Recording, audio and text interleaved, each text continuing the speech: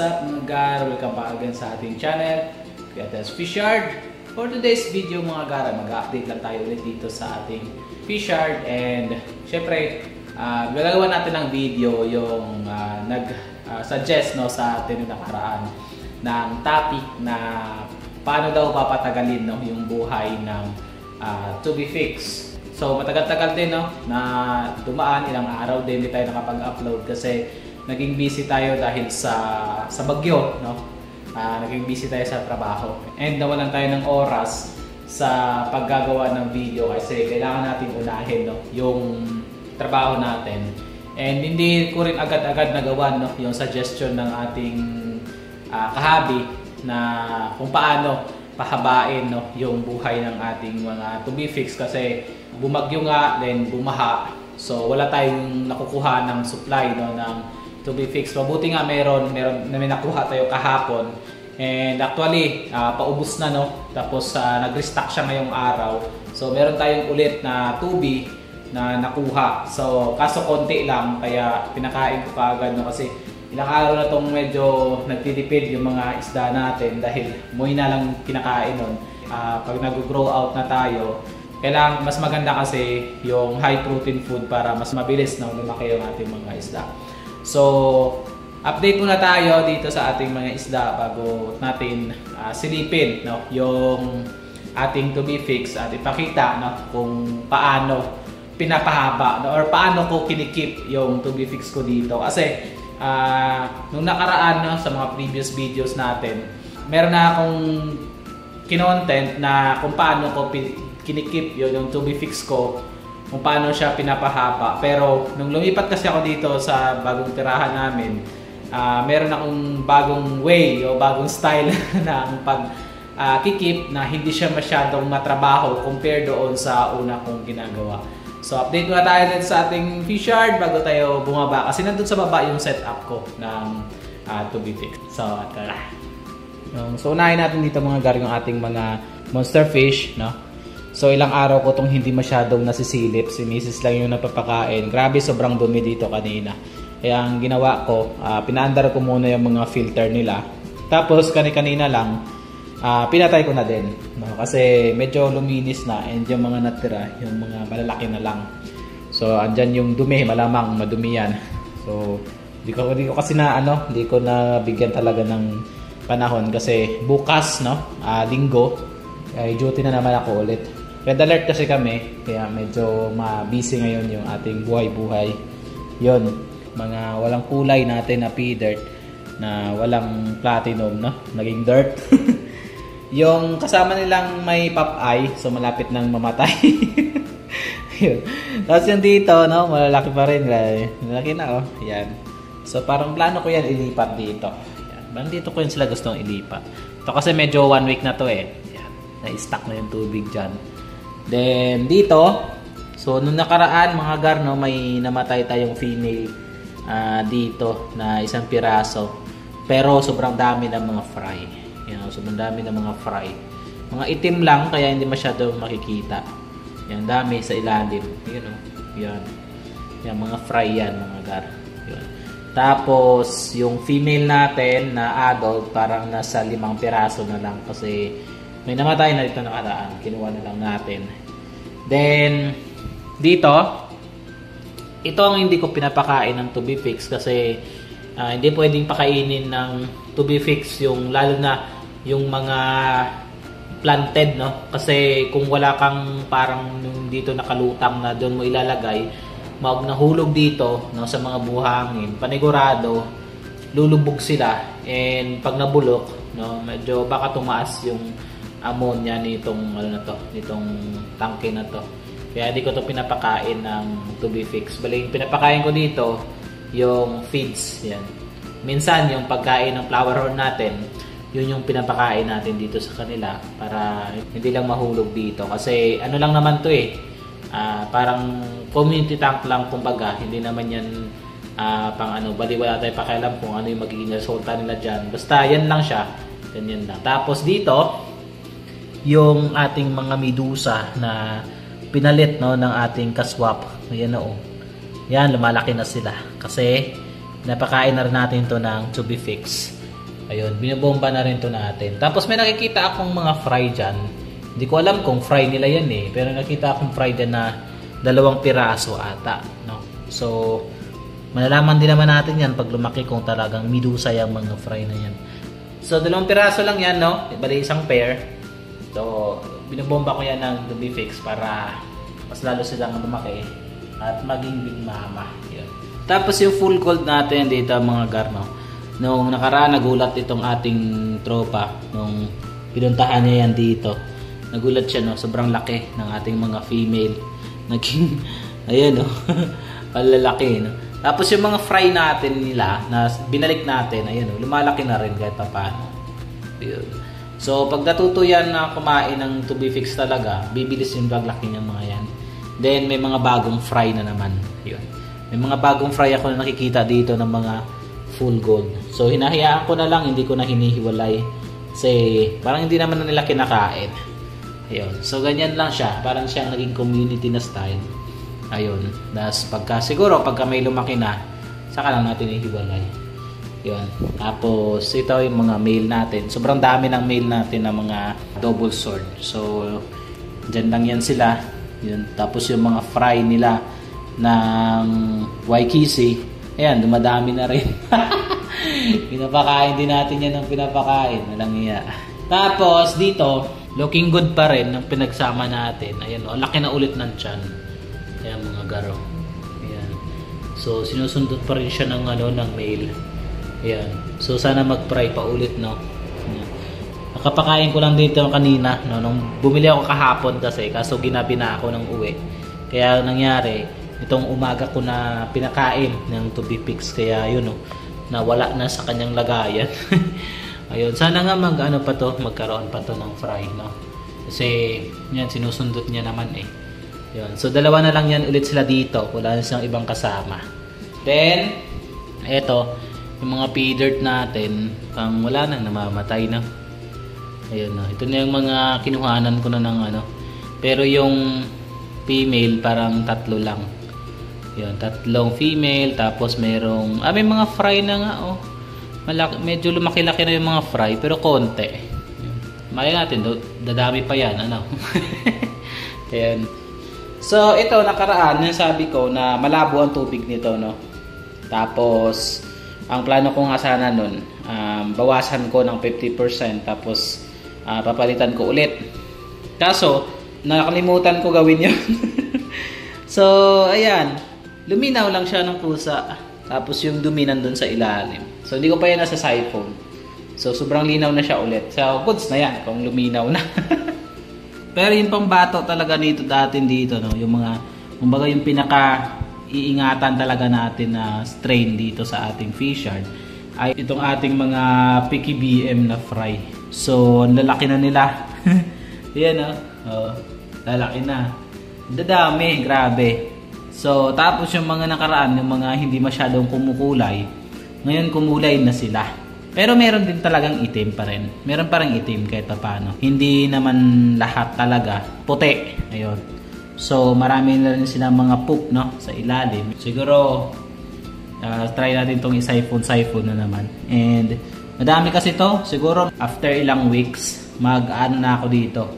Maghihiwalay na ng ilang piraso. Siguro hahatiin ko na to kasi sobrang dami na, and baka sa sobrang sikip, no, mas baka sa pag lumaki-laki sila, baka sumikip, no, yung lagayan natin, and mag-away-away ba kung gano'n.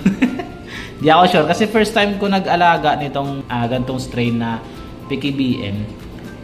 Dati nag-aalaga naman ako ng Molly, pero yon, mga alam mo na yung mga calls lang na nabibili lang sa mga sa mga pet shop, ganun. Yun lang yung inaalagaan ko dati, no? And matagal na yon. So iba na yung way, iba na rin yung dito. Iba rin yung environment kasi. So hahatiin ko to pagka medyo lumaki-laki pa ng kaunti para medyo lumuwag. Ayun. Parang binabangga-bangga na yung katawan nila, no? Siguro kailangan to ng water change. Water change natin to dahil siyempre sa dami din kasi nila, no, kailangan din ng maintenance. Marami na rin poop sa ilalim. So linisin natin, lalo na Tubifix, no, yung pinapakain natin. live foods, mabilis magpa-foul kasi ng tubig yun. So, proceed tayo mga gar, no, sa to be fix natin kung paano natin kinikip para sakali, no, kung mayroon ditong gusto din na or mag-try ng to be fix. Kasi ang to be fix kasi pag nagkamali ka lang ng kaunti, pwedeng mamatay agad lahat-lahat. So, ang iba ginagawa nila, pino-frozen nila. Ang iba naman ginagawa nila, dinadried tubig nila. Pero mas maganda kasi ang resulta, mas maganda kasi ang pagpapalaki, no, sa mga isda natin kung fresh talaga na to be fix. Yung buhay talaga yung ano natin, yung mapapakain natin. So, punta tayo sa baba mga gar. Tara! So, ito lang yung nabili natin na to be fix mga gar, no. Isang Pilox ito. Kaso nabawasan ko na to ng 1/3 siguro. Ayun, so ganyan na lang konti yung natira. Then, ang pinaglagyan natin ganito, palanggana. Tapos nilagyan ko yan ng butas dito banda, 3 piraso. Tapos ang ginagawa ko dito, ayan, gripo, ganyan lang yun. Pinapatulo ko lang ng tuloy-tuloy. Then, ganyan. Yung drip lang, continuous dripping ng tubig. So, ayan. Pink, di ba? Ayun, medyo magastos lang siya sa tubig kasi ang nangyayari, pag umapaw, dito lalabas yung extra na tubig. Kaya kung mapapansin nyo, kaninang umaga pa yan, hindi siya lumalabo yung tubig. Malinis pa rin yung tubig. Tapos, yung dumi, ayan lang, maiipon lang yung dumi. Kasi ang nangyayari, kasi sa tubig, pumupunta sa ilalim nila, nandun yung dumi. Ganyan kasi ang tubig. So, ang isa lang naman kalaban ng tubig na marumi yung tubig. Pag marumi ang tubig, mas mabilis silang mamatay. So, ang purpose nitong tubig na to, yung continuous dripping na to, para mapanatili lang na malinis itong tubig natin. Ayun, so, dito lumalabas yung extra tubig. Tumatuloy-tuloy lang siya, ganyan. So, pag nilinis naman, ito lang, meron lang akong ganito. Yan, pang siphon. So, yun lang yung ginagamit ko. Bali, higupin mo lang yung dumi na nakikita mo.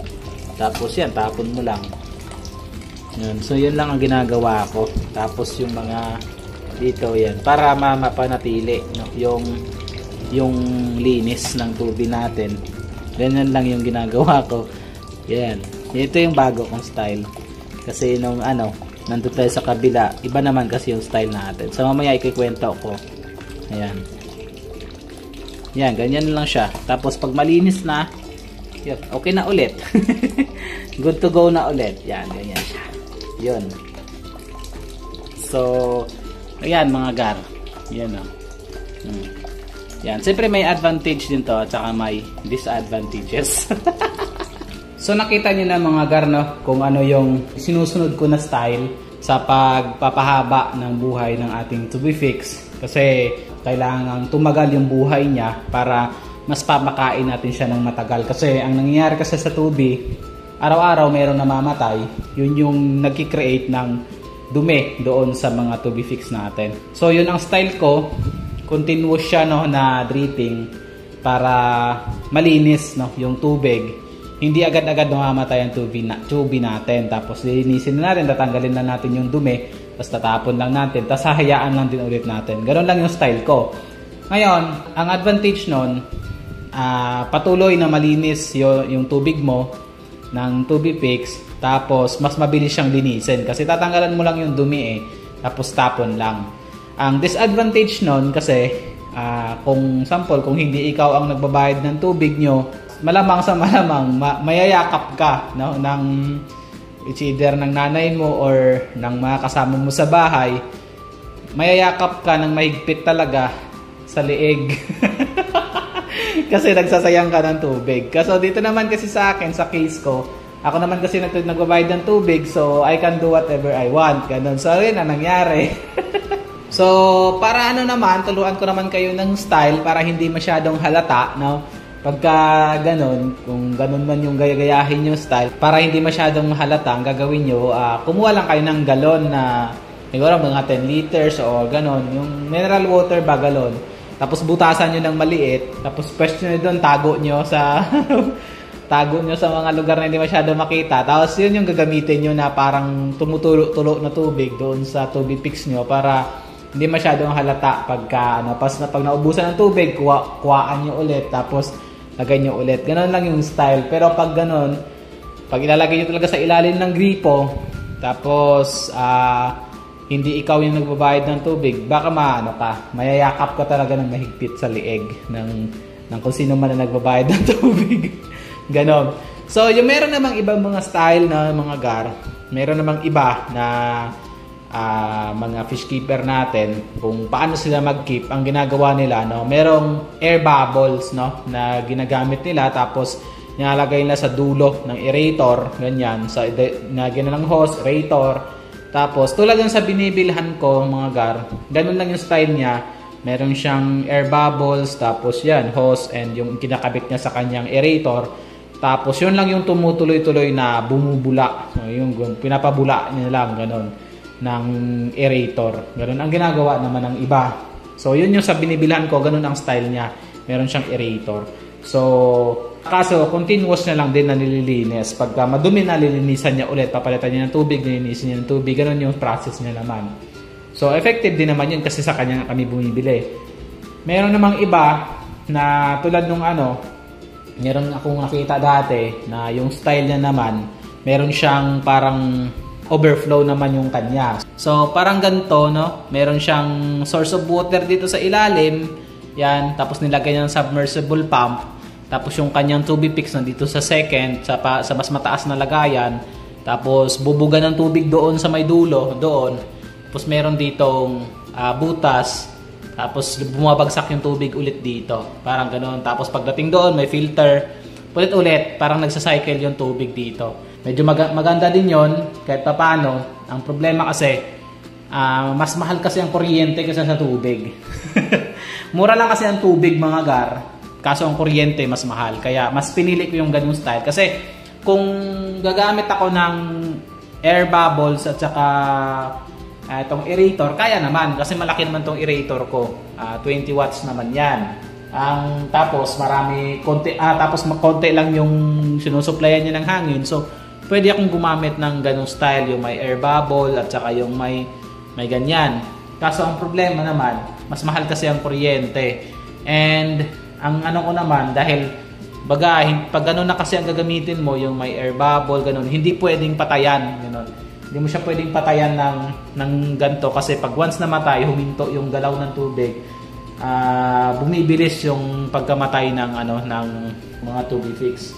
Kasi ewan ko bakit gano'n, pero nangyari na kasi yan sa akin dati nung nandun ako sa Aba, na once may naputol na connection, may naputol sa mga ganito tulad ganyan. Pag may naputol, tapos mawalan ng supply ng hangin yung kung saan ko nilagay yung tubig fix natin, ang mangyayari, namamatay ka agad. Tapos every time na maglilinis, matagal kasi ang nangyayari, ibababa ko siya, tapos lilinisin ko, tatanggalin ko yung dumi, tapos lilinisin yung tubig fix mismo, papalitan ng tubig, aakyat ulit. So medyo hassle. So yung ganong style kasi, yung nakita kong pinakamabilis kasi ang mangyayari, parati lang nakabilog kasi ang tubig fix natin. Then tatanggalan ko lang yun ng dumi, tapos tatapon, tapos the rest, yun na, balik na ulit yung tubig kasi tuloy-tuloy lang din naman. Kung tatanungin nyo kung magkano yung nagiging water bill ko sa buong buwan na mayroong ganong style, nasa 400 lang naman. So, hindi siya ganun ka mahal. So, kayang-kaya lang siya. So, yun yung ginagawa ko ng style, mga gar. So, nasa inyo na yan, mga gar, kung gagayahin nyo. Basta ganun ang pagkakakip ko ng aking tubig fix. So, pwede rin naman yung galon nga para hindi masyadong pansinin. So, hanggang dito na lang yung video natin, mga gar. Medyo napahaba yung explanation natin. Basta bahala na kayong umintindi, yun yung style natin. So, iba-ibang style kasi bawat fish keeper. Nasa inyo na lang kung ano yung gagayahin yung mga gar. So, hanggang sa muli, ito yung Kuya Tel, so sabing to God be the glory.